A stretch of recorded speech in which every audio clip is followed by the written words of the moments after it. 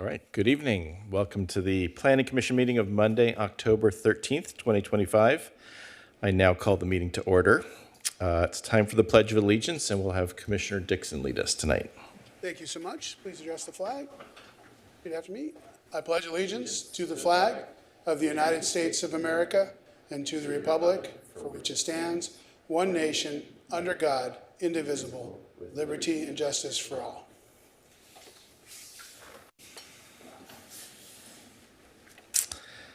Anna, will you please read the voice roll call? Chair Harlan. Here. Vice Chair Zick. Here.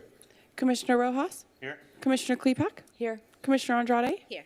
Commissioner Dixon. Here. Commissioner Martinez. Here. We have no announcements or presentations this evening, which takes us straight to public comments for matters not listed on the agenda. Public comments will be heard at this time on items that are not listed on the agenda but are within our jurisdiction. I'll open up public comment. If you'd like to speak, please come to either podium, or if you're participating by Zoom, please use the raise hand option at the bottom of the screen, or if you're joining by phone and like to speak, please press *9. Give me 1 second, I'll get the podium set up. All right, you have the floor. My name is Wendy Samo. I'm here about the gym at 140 17th Street. Mr. Harlan, I didn't even realize whenever you were our district person that you are a real estate attorney, you know. But besides that, so you guys did the sound sample, and you know, the gym owner talked to the sound samplist, made it kind of unethical, you know. So that's not really any good. But yet you still don't know how many amps are in the gym, how much noise this gym can actually produce. And now that they have no thing on their CUP, they continuously open their door every single day at 7 a.m. Door open anytime there's a workout. Woo! 4, 3, 2, 1, just anything they want to our community. At 5:30 in the morning, still boom, boom, boom. Sometimes it fades out, but it'll be back. The opening the door whenever it's 64 to 67 degrees outside is beyond ridiculous. In their CUP, it says that they're supposed to have valet parking. There's no valet parking over there. And I'd also like to bring up November 9th. November 9th of 2024, where they woke up not only us, but our whole community surrounding us outside screaming about energy drinks and donuts. If you need this footage, I can provide it, no problem. On an intercom outside, they had no permit. They said it was an annual event. This is what they told the cops, that it was an annual event. So they lied to the cops that it was an annual event. They had no permit. And yet the cops still could not do anything about this gym. So the code enforcement tells the citizens that it's going to be an incognito sound sample, as the sound samplist is walking around with something this big and talking to the gym owner on the second day of the sound sample. And that's the sound sample the city wants to stand behind, the golden sample of the gym. With the gym is nothing near golden. The gym is like a 3-year-old child that you cannot control, honestly.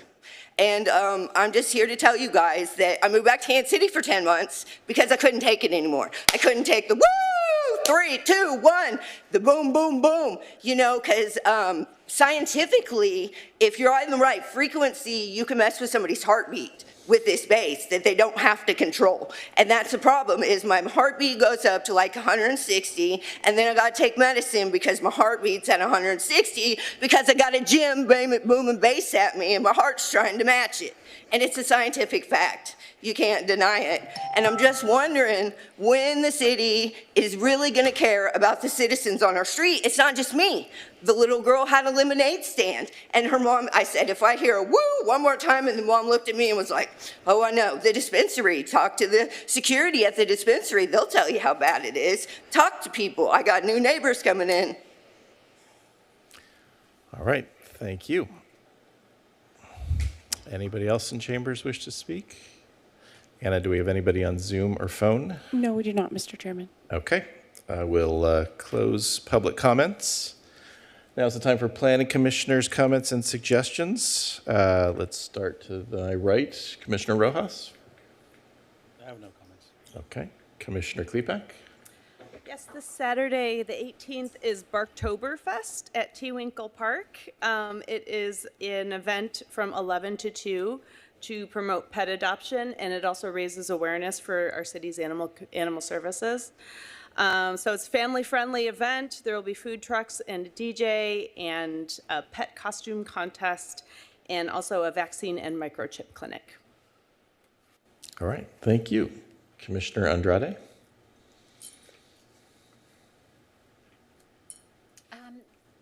Just a highlight to all the wonderful fall upcoming events that the city is leading. It's a great way to connect with local staff members from the city, whether it's the recreation. It's always great to see the Planning Commission staff at the Hispanic Heritage Month celebration. So I encourage you all to follow the city's recreation website and city website to follow up with, to get connected with the community and get plugged in. All right, thank you. Commissioner Dixon? Thank you very much. I just would like a quick follow-up from Ms. Tai regarding the conditions of approval for the gym referenced at 140 17th Street. If you could just offline in the next couple weeks, if someone could send me that, that'd be great. And then, and I'm only making that comment because I used to live right across the street from a gym off 17th Street, and I know exactly the noises the commenter was talking about. However, I was educated on what they can and cannot do, and some things are just part of living in a city, so I'd just like to better understand what the conditions of approval there were. Other than that, I would encourage everyone to watch the last city council meeting. There were some interesting discussions about different things in the planning department area. So that's all I'm going to say on that. It's just, if you don't watch the council meetings, I encourage you to do so. There's always a lot of great information. It doesn't need to be repeated here when we have stuff on the agenda, but thank you so much. Commissioner Martinez? Thank you. Yesterday, I attended a very fun event in the city of Los Angeles. Ciclavia is an open streets event that they do semi-monthly. They do it a few times a year. They shut the streets down and they open up for people walking, biking, skating, scooting. And it was in downtown LA. It was, I personally think, their best route. It's an amazing experience that I encourage everyone to attend at least once. And the train up, the Metrolink up, is always packed with bikes. So it's a really fun time, and I hope we can do something like that here in Costa Mesa. I know the city of Irvine has their event annually now, so I hope we can have one in the future. Speaking of attending city council meetings, the city council is holding a special meeting, a homeless solutions town hall meeting on Wednesday the 15th at 5:30 p.m. at the Norma Herzog Center. So please attend if you are interested. On Saturday, October 25th, there will be fire station open houses. Starting at 10 a.m., the Adams, Baker, and Metro fire stations will be open to the public, so please check it out if you want to see what's inside of a fire station. And that same day, the 25th, at 1 p.m. at the Senior Center will be a community bike skills workshop co-hosted by the city and the Walk and Rollers organization. So they'll be handing out free helmets and teaching people how to ride their bike. And I just wanted to end with, today is the last day for the governor to sign legislation, but last Friday he signed a big package of state housing legislation, of legislation that will affect planning specifically here in the city. So I wanted to go through some of the bills to make sure that our planning staff is aware of them, and so that we can get the ball rolling on updating our municipal code as needed, or just be aware of some of the requirements that are in these bills so that we know about them. So first I'll start with Assembly Bill 253. This requires the city to prepare a residential building permit fee schedule, post the schedule on the city's website, and it additionally allows for a third-party plan checker if the city estimates that our plan check process will take more than 30 days. So that's something to know about, something to be aware of. Assembly Bill 507 relates to adaptive reuse projects. I'm not sure that we'll have that many here in Costa Mesa, but another thing to be aware of. Assembly Bill 893 expands AB 2011 standards within a half mile of Orange Coast College. Assembly Bill 1021 expands how a school district can develop housing on their parcels, on their properties. AB 1154 affects the owner occupancy requirement of junior accessory dwelling units. I know in our last code cleanup, we did a little bit of work in the ADU section, another thing to update in there. This year's, let's see, SB 543, some more JADU changes. SB 358, I think, is an important one since the traffic impact fee ad hoc committee just met. This affects how a city can apply its traffic impact fees, its vehicular impact fees, however it may be called. Essentially, if it meets certain requirements, a development must receive a lower traffic impact fee than it otherwise would. And these requirements relate to being close to a certain number of things that create a walkable community. So if a development is built in a walkable neighborhood, then you're going to get a lower traffic impact fee. If you don't have a lot of parking, you're going to get a lower traffic impact fee because the more parking you provide, the more vehicular impacts your development will cause. So since the traffic impact fee committee just met, hopefully they did consider that, and if not, hopefully they meet again soon before they send their recommendation over to the city council. And then I just wanted to mention SB 79 by Senator Wiener. It's a transit-oriented development bill. It will not affect the city of Costa Mesa because we do not have the level of transit required. It requires either heavy rail, light rail, so a subway, something like you'll see in Los Angeles, or the Metrolink. So the only places that will be affected in Orange County are Fullerton, Anaheim, Santa Ana, and Irvine, and the stops along the OC streetcar. But I wanted to mention it because it's a very big housing bill, and I am very happy that it passed. Thank you, Mr. Chairman. Thank you for that legislative update. All right, Vice Chair Zick. I too noticed some important documentation being signed today. And it's something that really dominated my attention during the day. It's not so much a local issue, except some people locally may feel the way I did. And that was the progress and the prospect of a lasting peace in the Middle East. And for that, I'm grateful. All right, thank you for that. I appreciate that, Vice Chair Zick, and I also do want to thank you for filling in quite ably in my absence a few weeks ago. All right, takes us to consent calendar. We have one consent calendar item tonight. All matters listed under the consent calendar are considered to be routine and will be acted on in one motion. There will be no separate discussion unless the item is pulled. Do we have anything pulled tonight?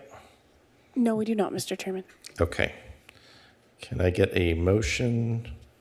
Motion by Commissioner Dixon. Move to approve. There's a second by Commissioner Martinez. Second. All right, let's call for the question. That motion carries 7-0. We have two public hearing items tonight. Anna, would you please read the title for public hearing item number 1? Public hearing item number 1, conditional use permit PCUP-25-0012 to modify the existing off-sale state alcoholic beverage control ABC license from type 20 beer and wine to type 21 general for an existing convenience store, 7-Eleven, at 2244 Fairview Road. Please note, we have not received public comments on this item. This is a call for any ex parte communications. Commissioners, any ex parte communications? Commissioner Dixon? Your light's on. Oh, sorry. That's okay. All right. Seeing none, I will turn it over to Mr. Aldana for the presentation. Thank you, Chair Harlan, and good evening, Commissioners. My name is Christopher Aldana, Assistant Planner with the Economic and Development Services Department. And the item before you tonight is a conditional use permit application for 7-Eleven. The applicant requests to modify the existing off-sale state alcoholic beverage control license from a type 20 beer and wine license to a type 21 general license. The project site is 2244 Fairview Road, which is the boxed red, which is boxed in red within the aerial photo and is located on the southeast corner of the intersection of Fairview Road and Wilson Street. The site is zoned C2, which stands for General Business District. Adjacent to the rear and east of the property is the U.S. Post Office and Dollar Tree. To the west across Fairview Road are auto-related businesses and multifamily development. Across Wilson Street to the north is the Costa Mesa Sanitary District and the multifamily development. The existing site is 15,257 square feet in size with 18 parking spaces, and it is developed with a 4,556 square foot, 3-tenant commercial building. The existing 7-Eleven currently occupies Suite A. Suite B is occupied by a food establishment. Suite C is occupied by a hair salon. The existing business has an existing ABC Type 20 license that allows the sale of beer and wine. The applicant is requesting to expand their operations by changing their ABC license from a Type 20 to Type 21 license to include the sale of distilled spirits. The floor plan of the 7-Eleven will remain primarily the same. The only change involved the inclusion of a proposed spirits display behind the checkout counter and a spirit storage area within the back room, highlighted in yellow on the floor plan. The 7-Eleven will remain in operation 24 hours, 7 days a week, and the business will continue to limit alcohol sales from the hours of 6 a.m. to 2 a.m. as required by ABC. Conditions of approval have been implemented to regulate the existing convenience store, including conditions such as prohibit alcohol sales between 2 a.m. and 6 a.m. daily as required by ABC. The business shall be conducted at all times in a manner that will allow the quiet enjoyment of the surrounding neighborhood. The business shall institute whatever security measures are necessary to comply with this requirement. No alcohol beverage shall be displayed or offered for sale outside the building. The applicant shall relinquish their Type 20 ABC license upon receiving a Type 21 ABC license. Pursuant to Costa Mesa Municipal Code Section 13-29D, 3 types of public notifications have been completed no less than 10 days prior to the date of the public hearing. A mail notice, a public notice was mailed to all property owners and occupants within a 500-foot radius of the project site on October 1st. The required notice radius is measured from the extreme boundaries of the property. On-site posting, a public notice was posted on each street frontage of the project site on October 3rd, and newspaper publication. A public notice was published once in the Daily Pilot newspaper, also on October 3rd. Staff recommends that the Planning Commission adopt a resolution to find that the project is categorically exempt from CEQA and to approve conditional use permit subject to the conditions of approval. This concludes my presentation, and I'm available to answer any questions you may have, and the applicants are also in attendance to answer any questions. Thank you. Thank you very much, Mr. Aldana. Commissioners, any questions of staff? Commissioner Dixon? Thank you. Quick question on the conditions of approval. On condition of approval number 5, it says beer or wine shall not be displayed or sold from an ice tub or any other type of portable refrigerated unit.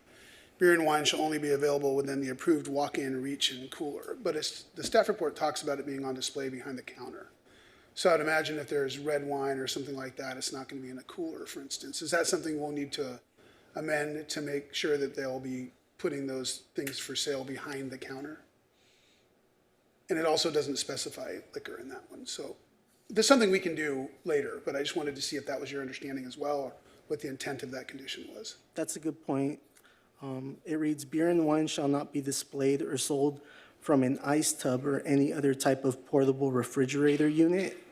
And it also reads, beer and wine shall only be available within the approved walk-in, reach, and cooler. So, yes, we can make that clear. Okay, and that'll be for later, but I just wanted to see if there was a reason that it was worded that way, or if that was just not including the behind the counter. Okay, thank you. You're welcome. Commissioner Martinez. I just wanted to clarify. The behind the counter is just for the distilled spirits, right? The new things that are being added. And Correct. the beer and wine will stay in what currently exists. Is that correct?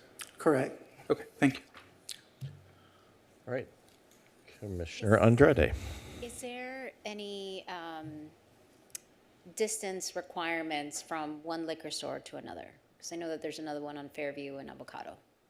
There are no distance requirements from a liquor store to another in regards to zoning requirements. ABC might have some, but in regards to our municipal code, there aren't any listed. So just for context, we would have now 2 fully stacked liquor stores within a block, right?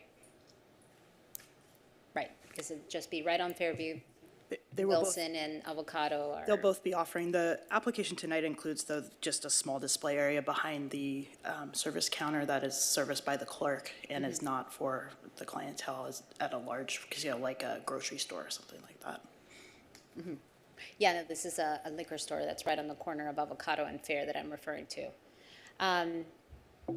Okay, I just want to, of course, highlight is there any maybe traffic incident records that we've had in this general area that we can point to that may have led to the use of alcohol?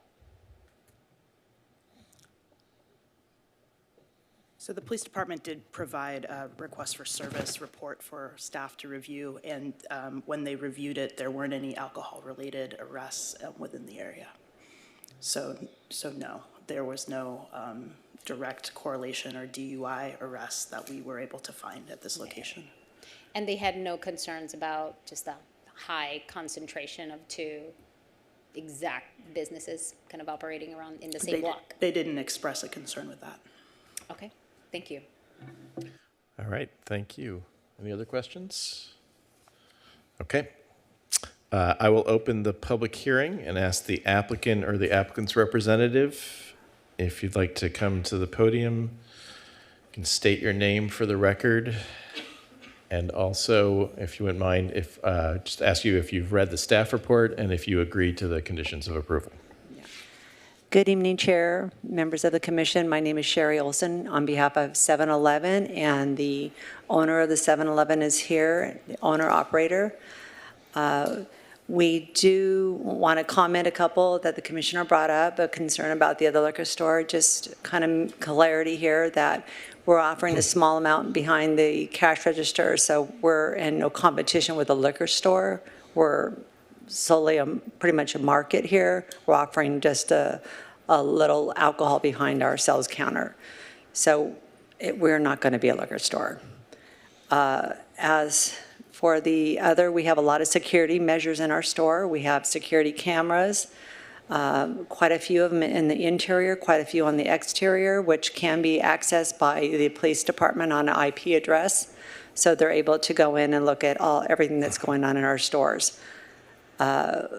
We do have a POS system. We have a lot of security measures in place. As car accidents,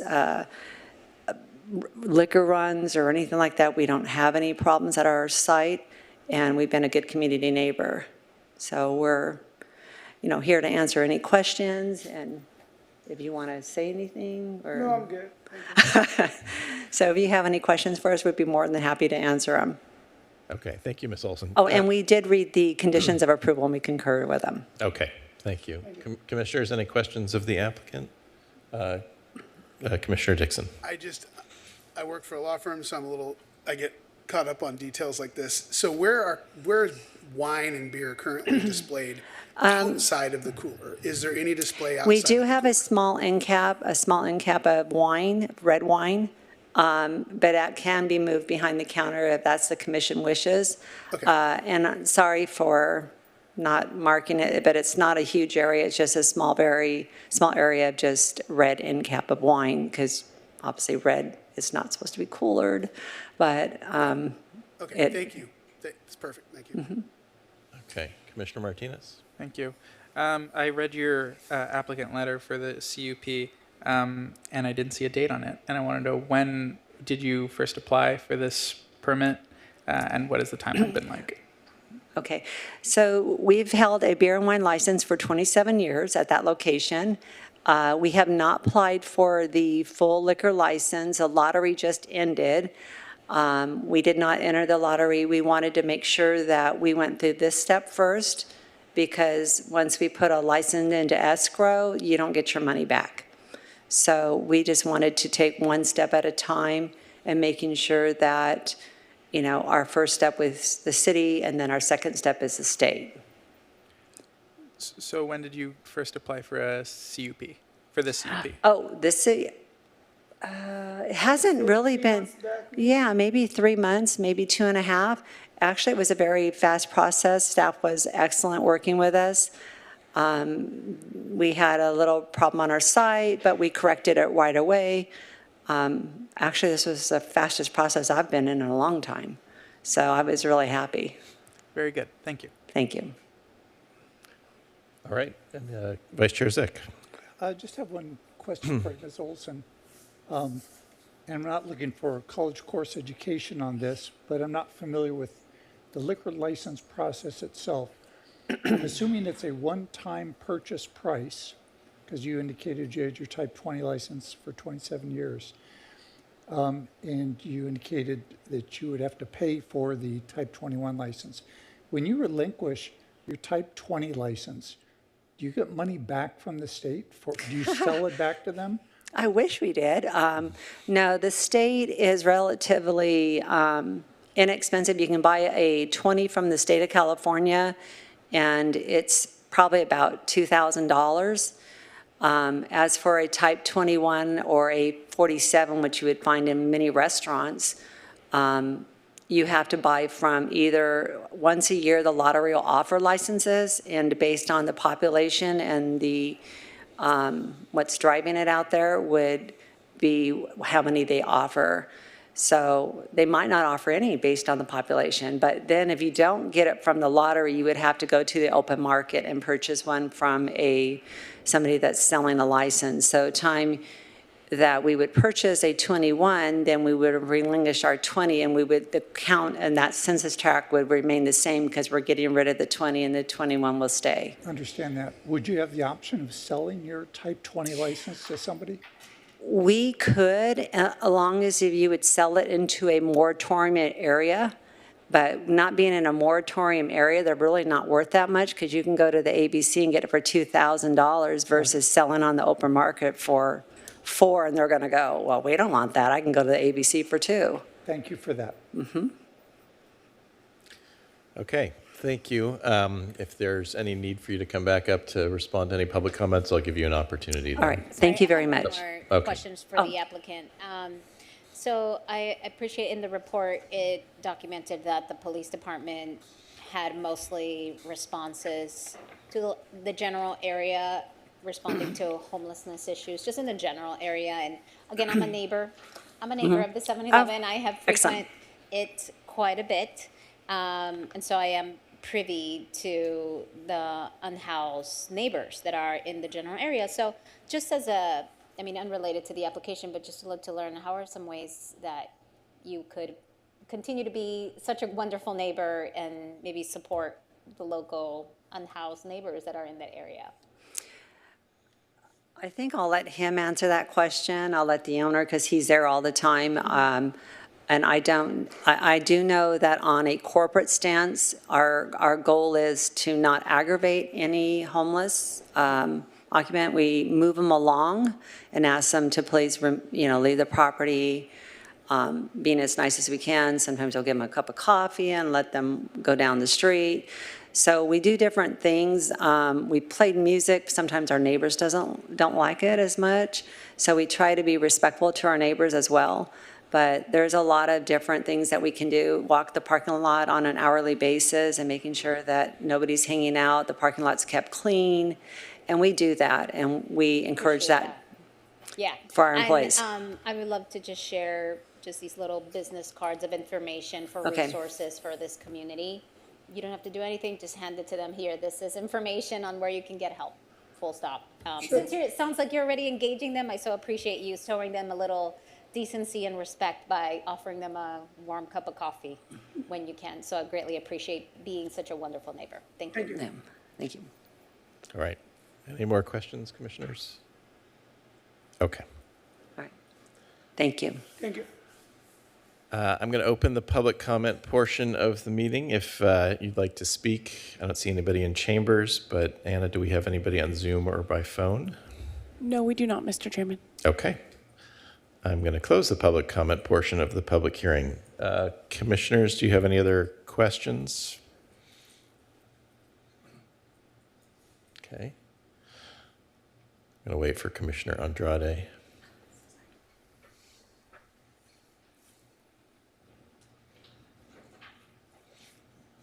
Or not. Okay. I'm going to close the public hearing. May I have a motion? Motion by Commissioner Martinez. What's your motion? I move that we find that the project is categorically exempt from the provisions of the California Environmental Quality Act per CEQA Guideline Section 15301 existing facilities and approve conditional use permit 25-0012 based on findings of fact and subject to conditions of approval. And seconded by Commissioner Dixon. Commissioner Martinez, would you like to speak to your motion? No, this seems like, I mean, yes, fine, I will speak to it. This seems like a standard, typical, you're switching from one alcohol license type to another one. This seems fine. You're not increasing the amount of facilities in this census tract. Seems pretty standard and typical. And it's good to hear that we processed it very quickly. I was very happy to hear that from the applicant. Thank you. All right, Commissioner Dixon, any Thank you. comments? And will the maker of the motion, I want to make a friendly amendment to condition approval number 5. Let's hear it. That we insert the word refrigerated at the beginning of that condition, and then we state that wine may also be available. We could put an and end cap for wine. Wine may be available on an end cap. At the end, maybe approved with walk-in or a single end cap. Commissioner Dixon, can you just read exactly what you're I proposing for apologize. condition of approval number 5? So we can all follow along. Yep. So I'd like to amend condition of approval number 5 to read, refrigerated beer or wine shall not be displayed or sold from an ice tube, or actually get rid of refrigerated. Beer or wine shall not be displayed or sold from an ice tub or any other type of portable refrigerated unit. Beer shall only be available within the approved walk-in reach-in cooler. Wine may be available on an end cap.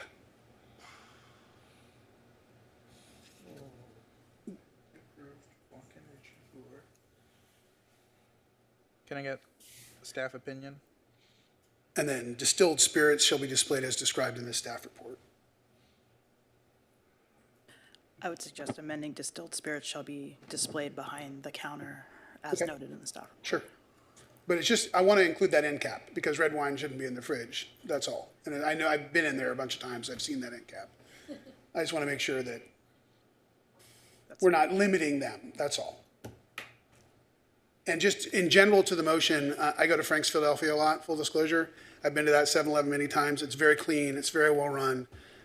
It's a great store. So I appreciate this. I have no problems with the application whatsoever. I just want to make sure that you're not, God forbid, 5 years down the road, somebody has a hair up and sees red wine outside of the cooler and there's a problem for you. That's all. Thank you. Staff. Is that okay? I think so, yeah. Yes. What's your question? The wording of this condition as proposed. Beer. Yeah, and I'll read it again. Beer or wine shall not be displayed or sold from an ice tub or any other type of portable refrigerated unit. Beer shall only be available within the approved walk-in. Beer and wine shall be available. Beer shall only be available within the approved walk-in reach cooler. Wine may be displayed, shall only be available in the approved walk-in reach-in cooler and a single period. Distilled spirits shall be only be displayed behind the counter. Chair. Does that exclude white wine from being in the I refrigerator? didn't say red. Okay. Chair. Yes, I'm trying to be inclusive and not. of course. Vice Chair Zick? I've got kind of a question that may be helpful with this, maybe not, but it's a question I have. Is the intent of this condition of approval number 5 to prevent the sale of beer and wine from being sold from an ice tube or portable refrigerator unit? Is that the primary intent of this?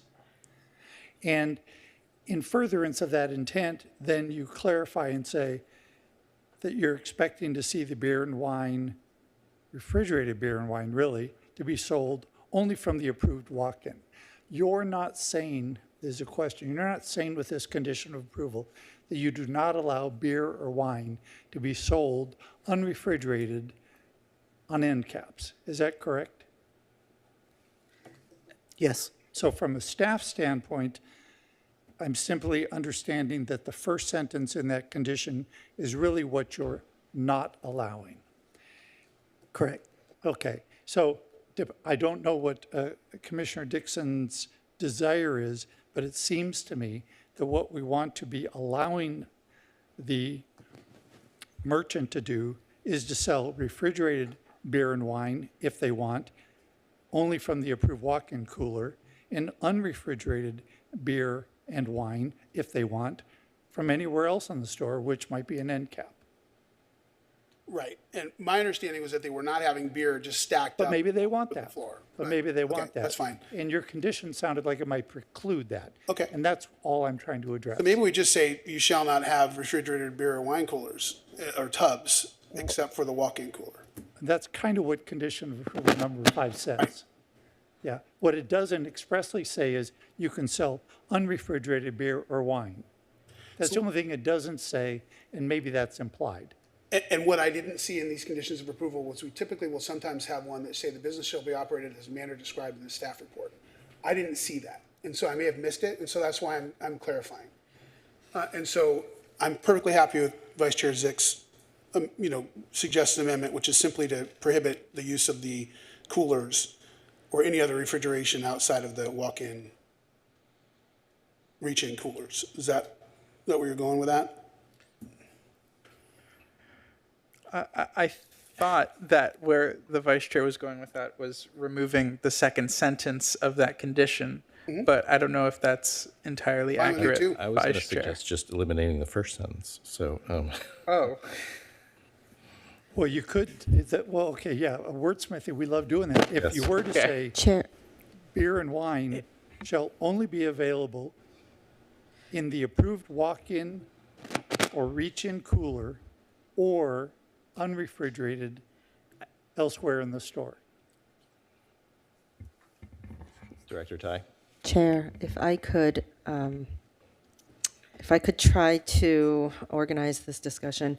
I think really the intent of condition number 5, as Vice Chair Zick indicated, is that it prevents the business operator from basically in an ad hoc manner expanding the amounts of areas that beer and wine can be sold. In other words, the ice tub is portable, that you just add ice tubs, and that way you expand the amount you're selling, or any kind of portable refrigerated unit. I think one of the aspects that condition number 5 assumed is that all beer and wine is refrigerated. And I think that is the point that Commissioner Dixon is trying to solve. And so if the intent of condition number 5 is simply to not allow these ad hoc portable items, I do think the first sentence does speak directly to that intention, and that a clarification is needed for the second sentence to indicate that in addition to the approved walk-in reach-in coolers, that there are other approved, maybe non-refrigerated areas that already exist, such as an end cap, that would be for non-refrigerated wine or beer for that matter. The commission is able to say a single end cap if that is desired, since that is directly consistent, I believe, with the current operations as well as the floor plan.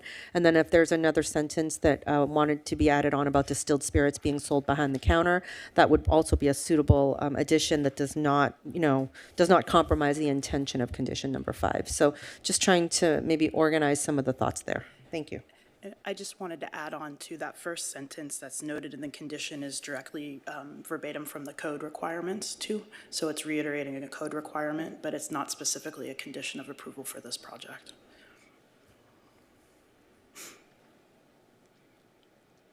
I'm sorry, it is a code requirement, but it's not a condition of approval. It's both in this instance. So if for, say, condition 5 went away, that first They still sentence would would be still be able to- required because it's a code Right, requirement. Got it. right. Okay. Okay, I don't want to belabor this. I just guess I want to know what we're actually conditioning here, because if it's already required by code, it's, Right. When I see shall only, that's why I'm trying to get away from that. So we could amend condition of approval number 5 completely. Strike it, you mean? Strike it strike it. completely and add, or replace it with beer and wine, or distilled spirit shall only be sold behind the counter. Correct. That's it. That's correct. there we go. All right, does the maker of the motion accept that So replace condition of approval number 5. friendly, convoluted amendment? Yes, strike condition of approval number 5, and thank you very much, and thank you for Director Tai. Strike condition of approval, the current language of condition of approval number 5, and replace it with distilled spirit shall only be sold and displayed behind the counter. That works for me. Okay, wonderful. All right, any other comments by commissioners? All right, let's call for the question.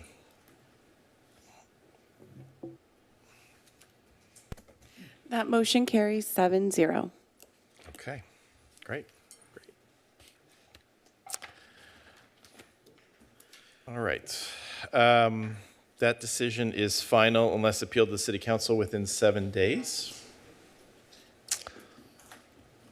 And while staff comes to the well, Anna, will you please read the title for public hearing item number 2? Public hearing item number 2, amendment to the land use element of the city's general plan to provide consistency with the 6-cycle 2021 to 2029 housing element, PCTY-25-0004. Please note we have received public comments on this item. This is a call for any ex parte communications. Guessing no ex parte communications. Vice Chair Zick? If it qualifies, I've had several conversations today on the phone with several different individuals, and I've also done some calculations based on staff report. Okay. I will now turn it over to Ms. Stacy to present the item.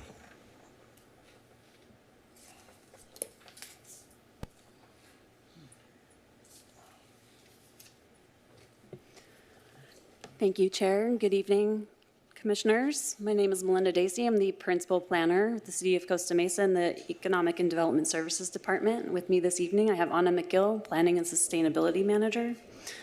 The item before the Planning Commission is the Land Use Element Amendment for the General Plan consistency with the housing element.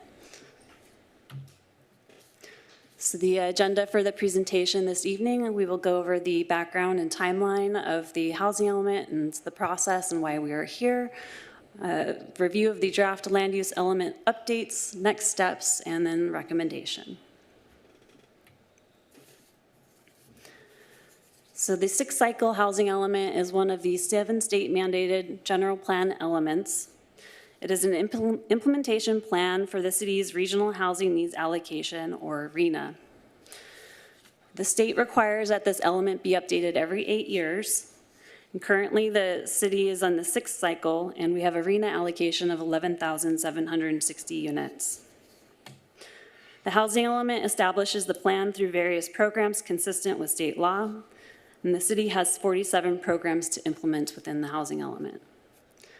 The City Council adopted the housing element in February of 2022, which included a mitigated negative declaration and a mitigation and monitoring and reporting program as required under the state environmental guidelines. In April of 2022, city staff received a revision letter request from HCD in response to our submittal to the agency. And in response, in November of 2022, City Council adopted additional amendments to the housing element to address those comments received from HCD. The City Council at that time also authorized staff to make any additional non-substantive revisions if HCD had further comments. Staff subsequently submitted the housing element update to HCD again and received a revision letter in January 2023. Staff made minor non-substantive revisions to the housing element and submitted back to HCD, and we received their letter that noted that the housing element meets state requirements but did not have it in substantial compliance unless that there were several programs within that letter that needed to be addressed prior to receiving certification. Measure K was voted on November 8th, 2022 by the Costa Mesa voters. This authorized modification to city regulations to allow housing in commercial and industrial areas, to revitalize the city's commercial and industrial corridors, and keep residential neighborhoods intact. Measure K also includes the housing opportunity sites within the sites inventory, and the implementing ordinance became effective on November 18th, 2022. This ordinance allows the City Council to approve any changes in land use, zoning, specific plan, overlay, or adoption of a new specific plan, and to accommodate housing, mixed use, and/or revitalization of commercial areas. So we are here this evening to talk about the land use element amendment that is being proposed for general plan consistency with the housing element. So staff reviewed the administrative record associated with the housing element adoption, and at the time, the city did not make a finding for general plan consistency between the housing element and the rest of the general plan. This is a requirement in state law, and that finding was not made at the time. So the land use element is not internally consistent. So the efforts this evening are to bring the general plan element into consistency and reconcile the city's record. And so the way that we are approaching processing that is through a Latin term. It's used in legal discussions for nunc pro tunc, which means now for then. So based on the review of the record, we are going back in time to make any necessary corrections to address that inconsistency. And this is also being done because that should have been done at the same time as the housing element adoption. And part of the housing element adoption process, there was public engagement, which included several town hall meetings, outreach, and study sessions with Planning Commission and City Council. We conducted tribal consultation at the time, which is a requirement of state law when we're updating a general plan document, as well as conducting public hearings with the Planning Commission and City Council. There's more details about the dates for those meetings within the staff report. And then for internal consistency, the city is obligated to ensure that the 97 housing opportunity sites identified within the housing elements allow for residential use at the specified densities contained therein. Other considerations that need to be taken into consideration is that the city cannot limit or restrict the residential site capacity of housing opportunity sites. And that has to be done in a way that the development isn't restricted in any way for meeting that density of the site. So there has to be certain development standards in place for allowing that development. So the draft amendments includes flexibility regarding floor area ratio, trip generation, or heights, if there's any way that those are restricting the densities noted within the housing element sites opportunity list. The draft amendments are included throughout attachment 3 of the staff report as underlined text for text that is being added, or strike through text for any text that's being removed from the document to bring it into consistency. So some of the excerpts from the land use element amendments include adding some footnotes to tables, clarifying text throughout the land use elements to address any inconsistencies.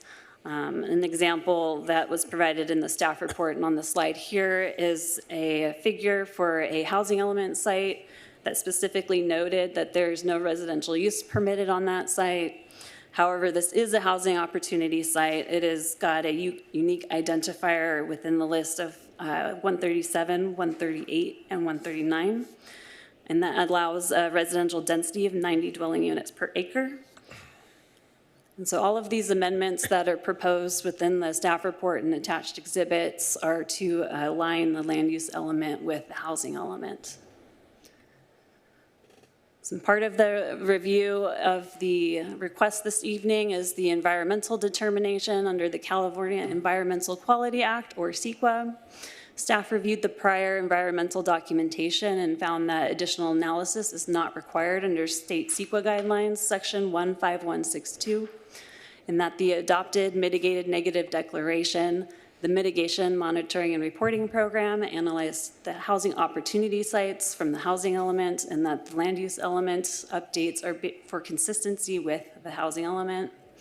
Some of the mitigation measures required for that include the hazard and hazardous materials, biological resources, cultural resources, noise, tribal cultural resources, and there's a list of standard conditions that was also linked within the staff report in case there's anyone that needed to refer to that. So part of our next steps in the process, we will be taking this item if we receive Planning Commission direction this evening to City Council for their consideration of the draft land use element amendments. And in the near future, staff will be returning to Planning Commission with a zoning code specific plan amendments to also align with the land use element amendments at separately publicly noticed meetings. With that, staff recommends that the Planning Commission adopt the Planning Commission resolution attached as Exhibit 1 in the staff report, providing recommendations to City Council regarding the adoption of the draft amendments to the land use element for consistency with the 6th cycle housing element. And that concludes my presentation, and I'm available to answer any questions. Okay, thank you very much, Ms. Stacy. I'm going to start just with a quick summaries, or at least my understanding is this is essentially a technical cleanup of the land use element.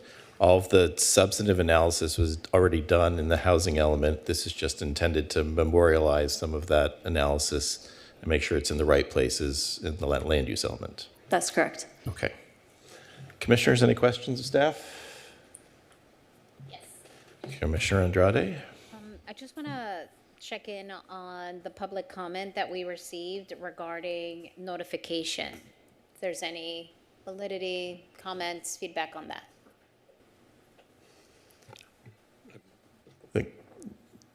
City Attorney? Thank you. I'm aware of the comment where the public comment, and respectfully, the public comment does not accurately describe the realities of the Section 1329, which states,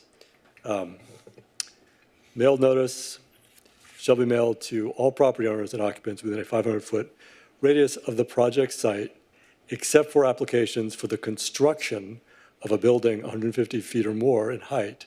These applications shall require a greater notice radius as stated. This is not an application for the construction of a building. Thank you so much. Okay. Commissioner Martinez. Thank you. I wanted to start on staff report page 3, number 45.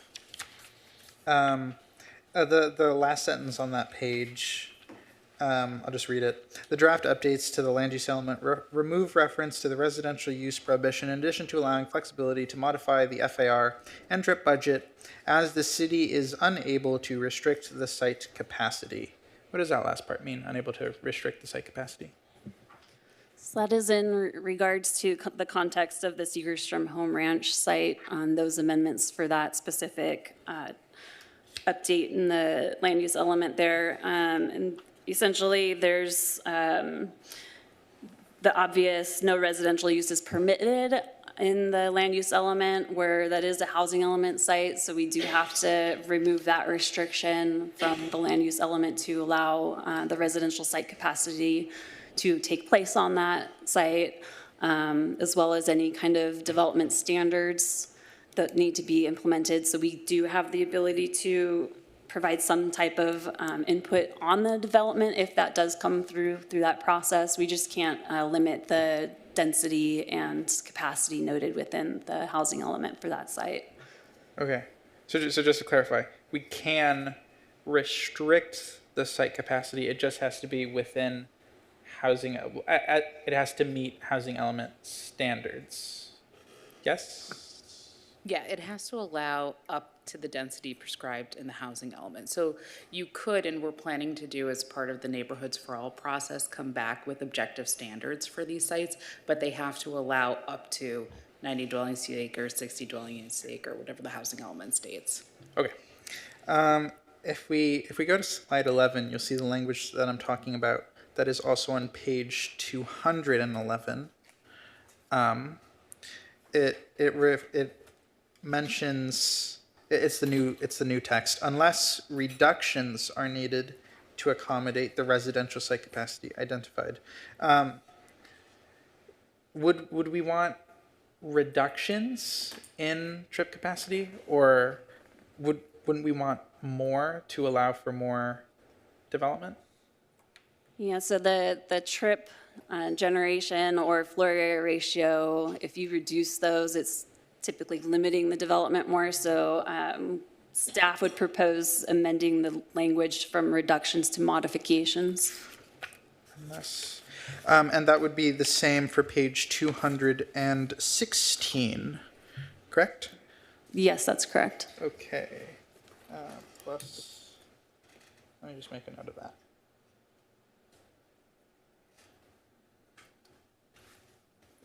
All right. Page 229 is the Fairview Developmental Center, the map in the table. I just wanted to ask if the numbers there were the minimum numbers. Yes, the 2,300 is the minimum identified in the housing element site. This has got a unique identifier on the housing opportunities list of 38. Okay.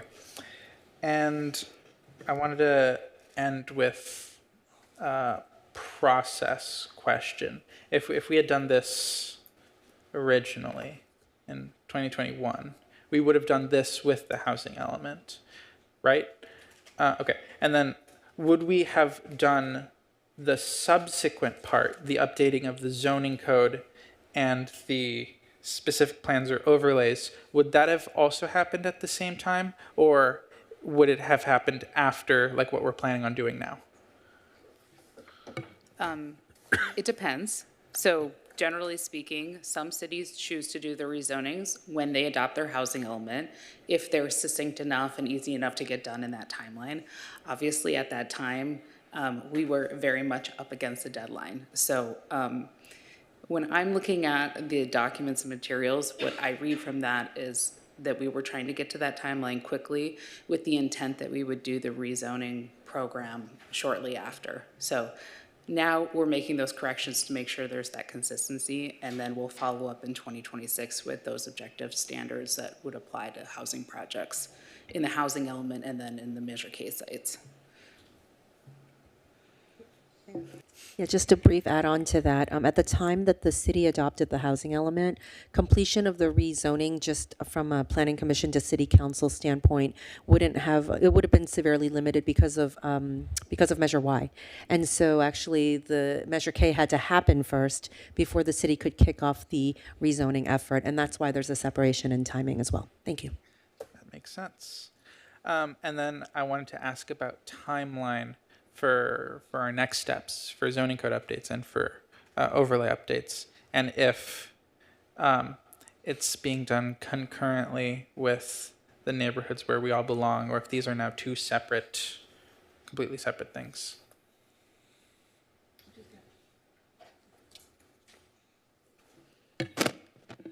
Yeah, we intend to come back in 2026, obviously with the updates to the rezone program, or what we're calling Neighborhoods for All. We're going to provide an update of that on November 4th when we come to City Council with these updates, and we'll give a little bit more information on specific timelines, but we're trying to look for different opportunities to get to HCD certification faster, and if that means sort of bifurcating the housing element sites, then we'll look into that to be on a faster timeline.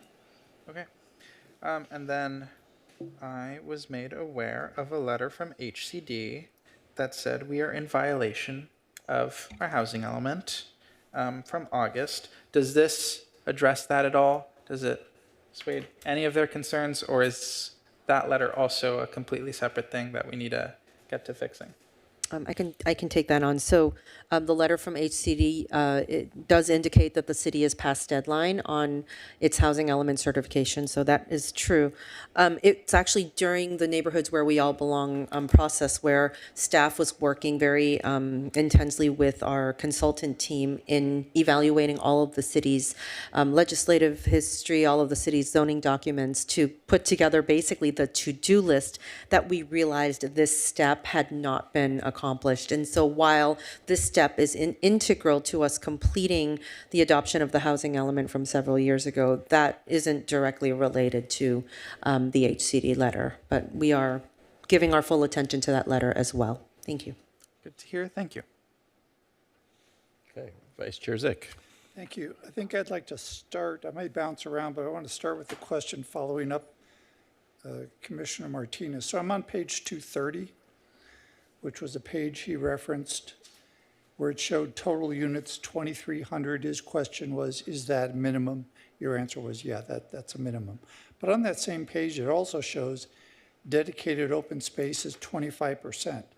So does this mean we can count on 25% open space for this project, since that's not been updated?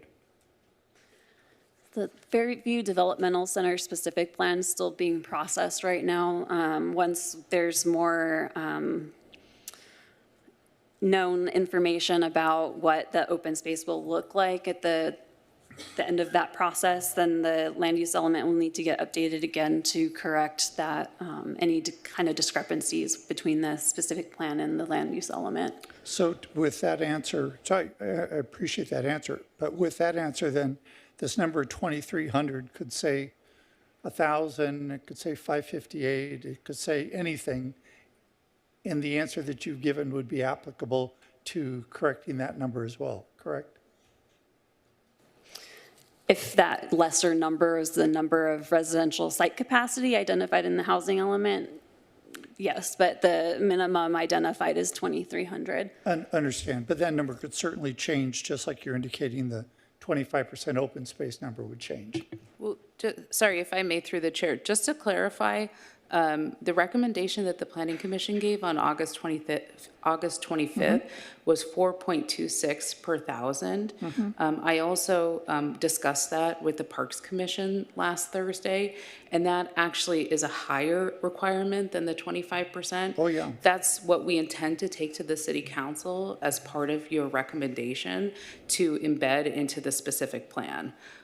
So that would surpass the requirement of 25%, and then the means of compliance would be through on-site dedication improvements. I appreciate that. I just noted the difference in numbers, and so that's what I was following up on.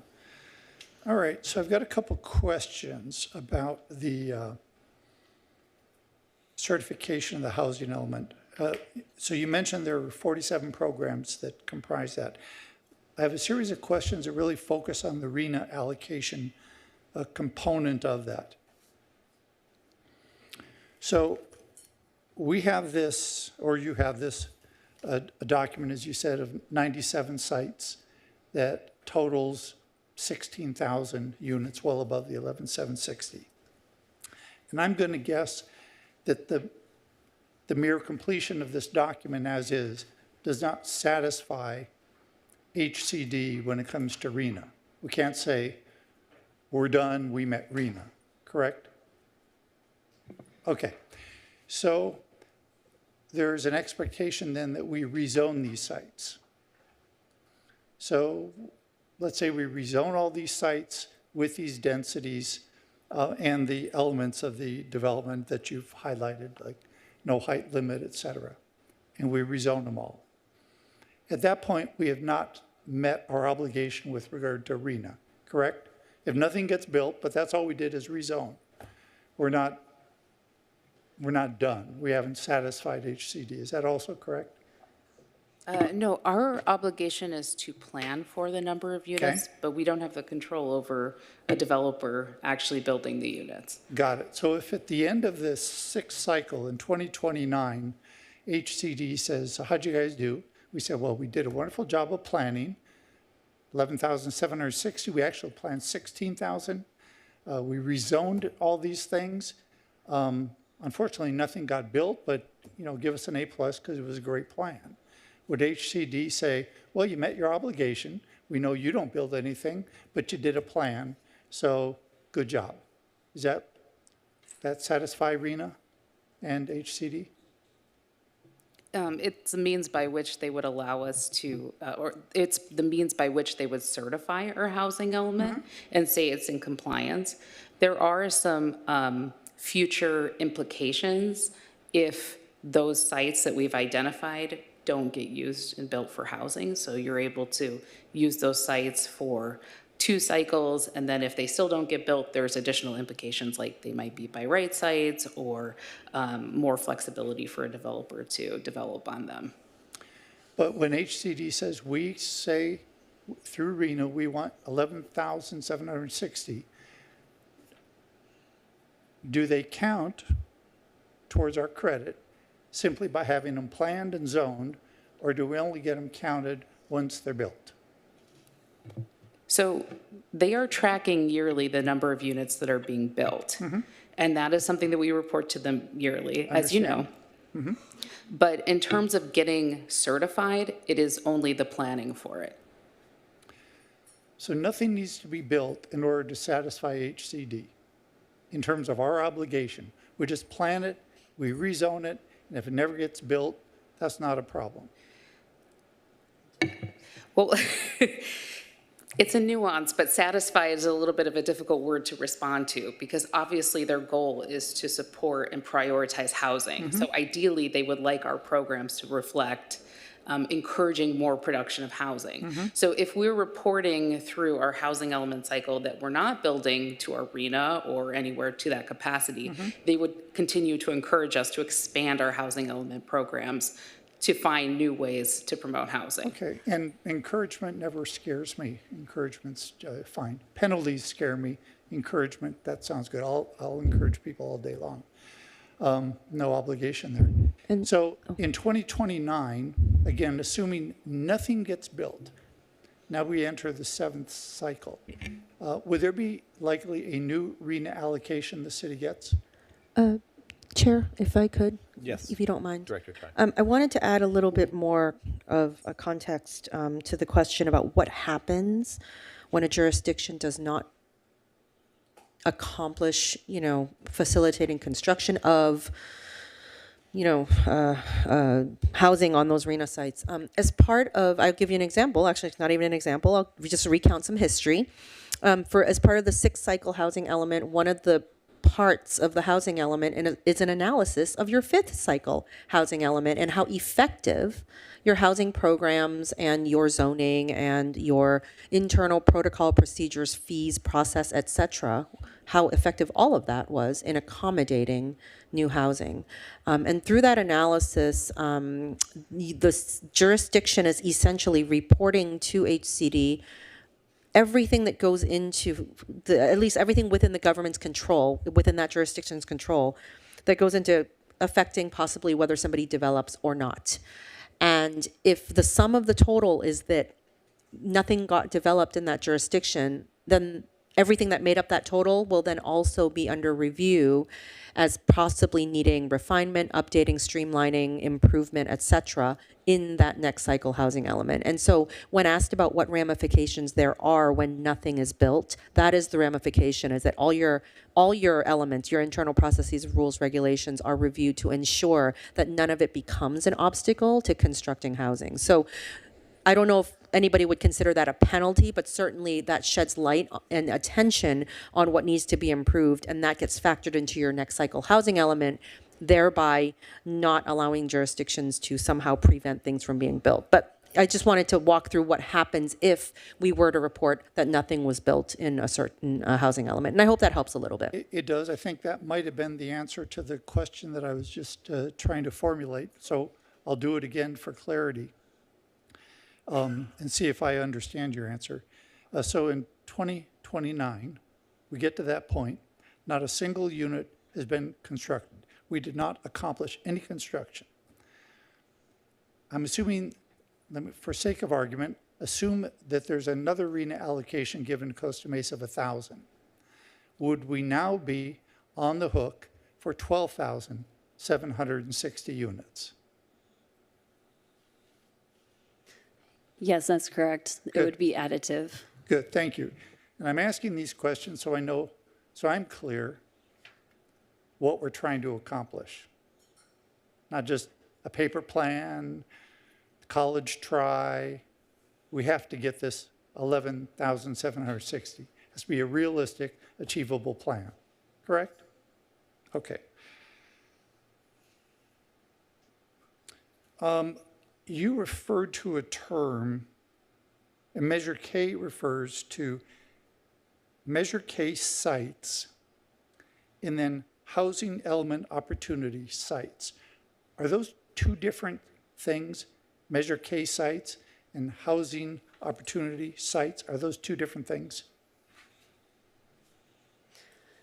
The Measure K sites go beyond what the housing element opportunity sites are identified in the housing element. So there are a lot more properties that were approved for requests for rezoning through Measure K. So they overlap because they also do include the housing element sites as part of the Measure K process. So let me ask the follow-up question for clarification.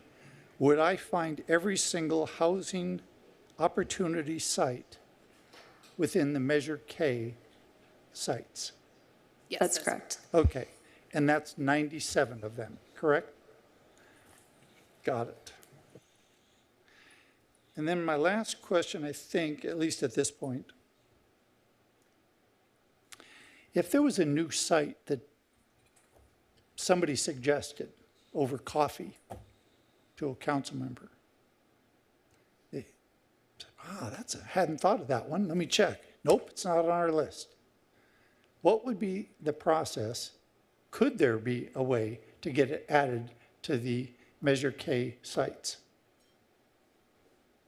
And what's that process? Yeah, so if they are within the Measure K boundaries on the map, then Okay. they could potentially build housing if and once our Neighborhoods for All program is complete and they are rezoned to allow for housing. If they are not within the Measure K sites, then they would have to go through our general plan process for Measure Y and possibly go for a voter, a voter initiative. Okay, let me make sure I'm understanding this. I was under the impression, so correct me if I'm wrong, that Measure K identified sites, locations, parcels, not an area within which there might be some parcels.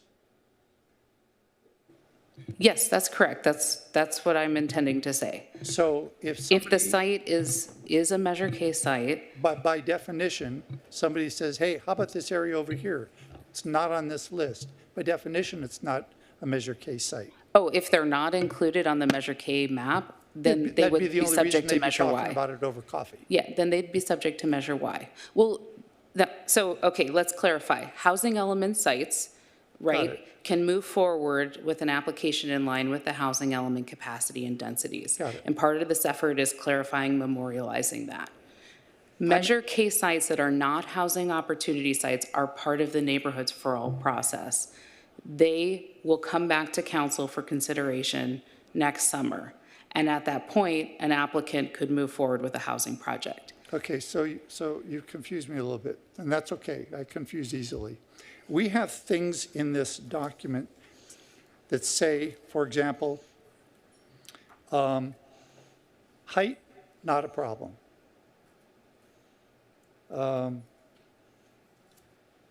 Trip budget, not a problem. Do those non-restrictions apply only to housing opportunity sites?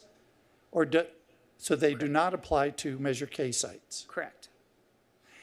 Interesting. But this includes all the Measure K sites. The list that you're holding The is 97 sites. Those are housing element opportunity sites. Not Measure K sites. They are also Measure K sites. So in order to allow housing on the housing opportunity sites, a voter initiative needed to be passed for the rezonings to take place. When we say that there's no limit on height for sites, how do I know which of these that no height limit applies to and which it doesn't? That appendix, all those 97 sites that are on that appendix. But you said this was a combination of Measure K and housing opportunity sites. So let me rephrase it. Hopefully this makes sense. Okay. All housing element opportunity sites are within Measure K, are on the Measure K map. Okay. Not all Measure K sites are housing element opportunity sites.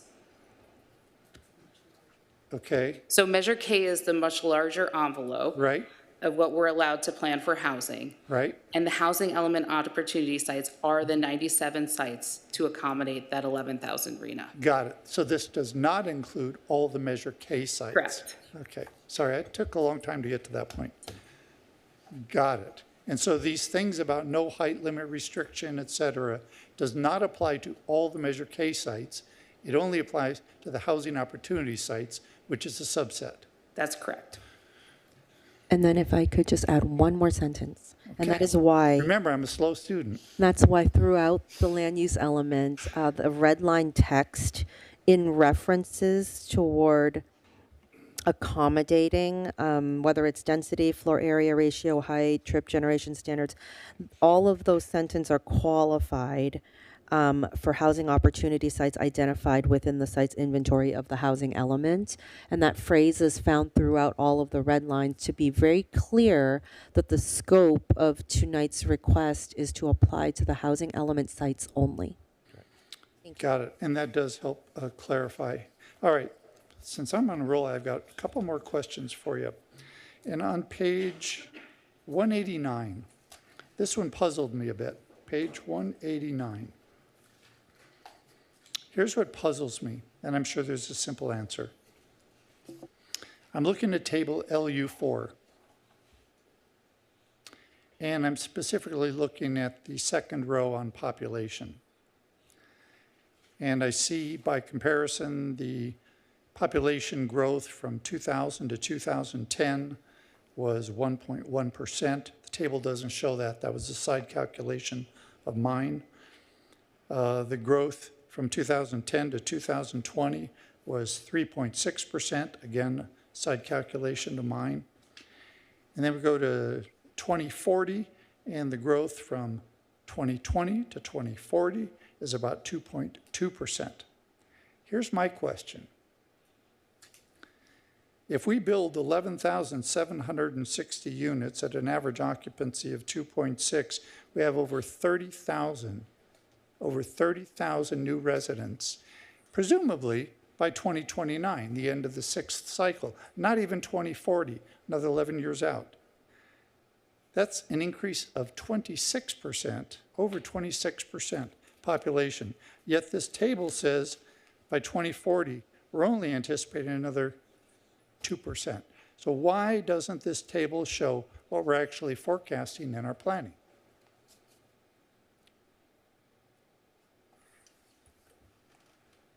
I had those questions as well when we started our rezone program, because the math, I was looking at it in the same way you were.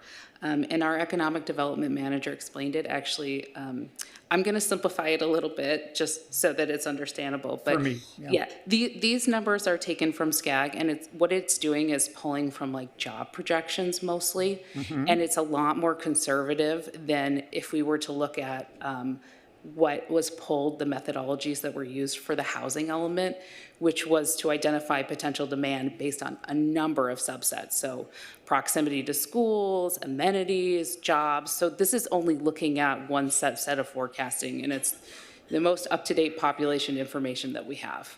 Okay, but related to that, you know how the financial consultant on FCD said that a 2,300 development with 40% affordability was just, the market wouldn't build that. If this is what SCAG and authorities see our population being in 2040, then isn't it unrealistic to plan and rezone for the development of a 26% growth in the community? Isn't that unrealistic from an economic standpoint? So we're still trying to answer that question, and it's a really good question. Okay. And that's why there's fiscal analyses and economic demand analyses that are part of the Neighborhoods for All program, so that we can actually try to answer that question. We're planning for 11,760 units. Is that actually the demand that we're anticipated to see?